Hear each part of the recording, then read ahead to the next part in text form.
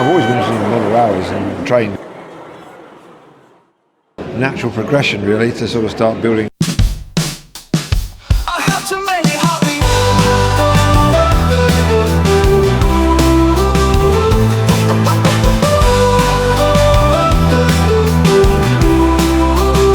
I have too many hobbies.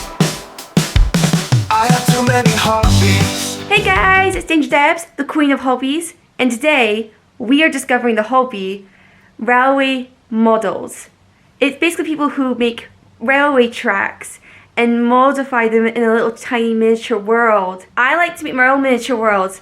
That's right now is my Halloween theme play park. Like, that's the ball pit, that's an obstacle course, everything up the top, you'll find a slide somehow. Even though I've made that, I would say trains are the ones who started like the whole miniature world, interior design hobby. I cannot wait to see what I'm going to see today. So let's dive into this little hobby, shall we? You got a train and a tram.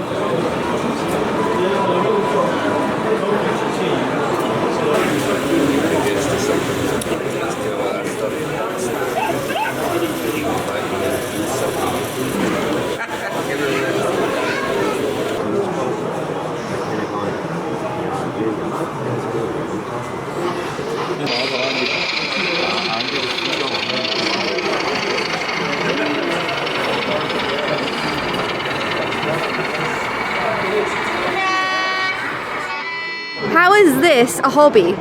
One is an interest in railways, the real thing. Two, it's building skills. Building skills. Okay, for example, if I may, this structure here, built from bits and pieces, leftovers, and it's chiefly Oh, card. I see. Leftover card, cut, glued in place with PVA glue. It's bespoke, it's meant for this layout in this position, and this satisfies so many needs: painting, gluing, cutting, measuring. You need an awful lot of skills, not terribly complicated skills, to achieve this. But this is an art form. Excuse me. That's an art, isn't it? This is indeed. Because I was actually going to put these two in the siding when you arrived. What do you like about this art? I like the combination of how you learn the art skills, the miniature making skills. Yes, the miniature making. Rather like jewellery making. It's also the history of railways. Yeah, the history, the research behind it. And emancipation.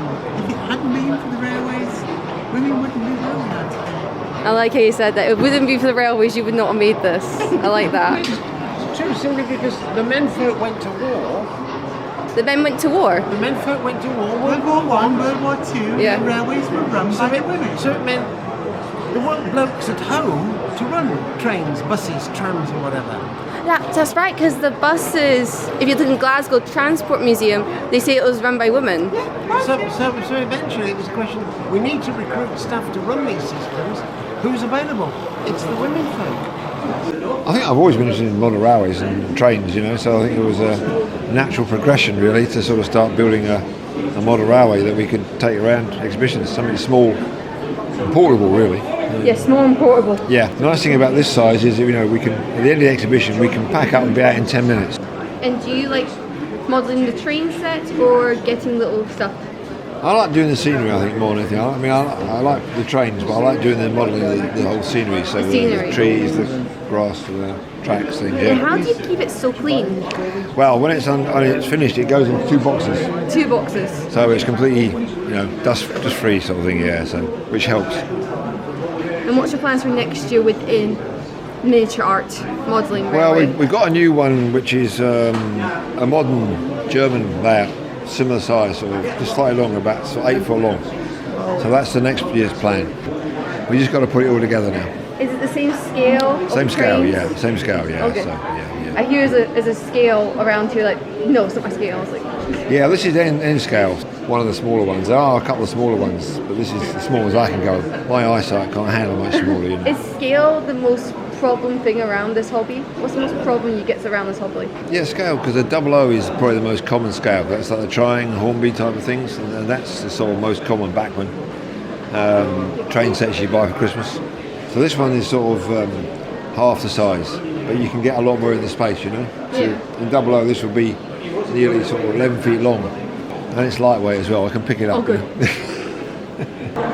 So what got you into this hobby? I got back into it after being into it as a child, as I thought too old for it, but you're never too old for a Hornby railway or a modern railway. After being into just the train tracks, what got you into the miniature world? I would just like to put so much detail in such smaller space, and that's why I joined the micro layouts group, because I got a shot of one of the layouts from one of the other guys, and I thought, I'm going to do this. So I did, like most people, during lockdown, nothing else to do, because I was furloughed from work. So therefore, I was like, I'll get time now, I can do this. I'm controlling it with my phone. I like doing the miniature stuff, and with the trains I like doing things like weathering, just to make things look realistic. In fact, I spend more time either building or painting or doing things like that than I do actually running trains at home. It's only when I come to an exhibition that I'll sit down and have a serious train running. When you're not at an expedition, what are you doing with your miniature set? Well, this one will probably just live in its box most of the time. I've got two other layouts which are set up permanently, both micros. One is N-gauge, and that's about 5 feet long, end to end, and the other is no O-gauge one, about 6 feet long. And the idea is that's a 1950s to 60s steam diesel transition engine depot. Wow, a lot of detail there. What got you into this hobby? When I was about 6 years old, which was back in the 80s, there was the local church in town had a railway exhibition, and they had a figure of 8 to have a go for like 20-30p. Did that, and that was it. Inside I've got the nano LED that I bought from Amazon for a pack of 20 for like 8p, and the cables just touch the back of the wheels, and as it goes along on the track it wobbles and it breaks the contact and it makes the lamp flash. Wow, brilliant. There's a secret behind this hobby, isn't there? It took me a couple of hours to get it right. But But once I tried and tested, it was just an idea. I thought, What takes you longer, the electricals or the modelling of it? the modelling of it takes the longer. Electrics is really quite straightforward in terms of that. There's not a lot that can go wrong on the electrical side, but yeah, definitely from the point of view, keep it simple. Because when it goes wrong, it's harder to fix. Your hobby, where can they find you? Yep, so just go on to Churn Lane 1970s on YouTube, okay, and then I post all the projects on there. You can see the layout, fully operational, running the outbound train, running the inbound train, the wagon card system that I've got in place, so everything's available there on YouTube. What makes this a hobby? There's all sorts of skills and interests. I was a historian to trade, so one of my favourite periods is the Edwardian era, where the trains and the fashions are very colourful. And it was just a way of recreating, I suppose, Glasgow and the west of Scotland in their heyday, when Glasgow built a quarter of the world's ships and 10% of the locals. It was a boom town and a cultural centre. So you like modelling the trains and the modelling things? Well, the buildings are great. The station building there is based on Balmore Road, Fossil Station. That took me 3 months to build. 3 months? 3 months, yeah, and the tenement round the corner was another couple of months. What's the recent update? The most recent things, well, today I bought a sound system, so hopefully I'll have it fitted for the next exhibition. Oh, when's the next one? Which will be the SEC in Glasgow at the end of February. Yeah. What's your name? Larry G. From everyone that was at the Model Rail Exhibition in Paisley, thank you so much for giving your time to talk to me. Thank you for letting me do a bit of a challenge with you and getting to know your hobby, model railway or miniature art. What I learned from you guys is that you learn it from such a young age and then you realize you want to keep it going, you don't know how, and you find a community or you just like scaled yourself up to like going from like Thomas Tank Engine or railway, me Polly Pockets, and you find out there is a way around it.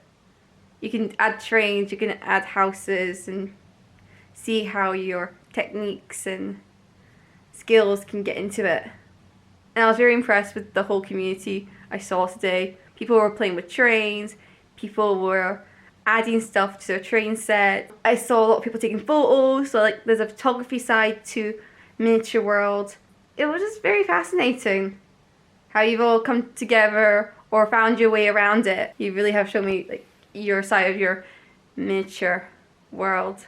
I'm totally going to go to the one in February, and I don't know about the Brayhead one because that's where I go for cosplay, but we'll see. If I don't go, maybe you will go, and you never know, you may get into that miniature world hobby. Wow, did you learn anything today? Comment below, give this video a thumbs up, and subscribe. And remember, I've just really made a good memory today.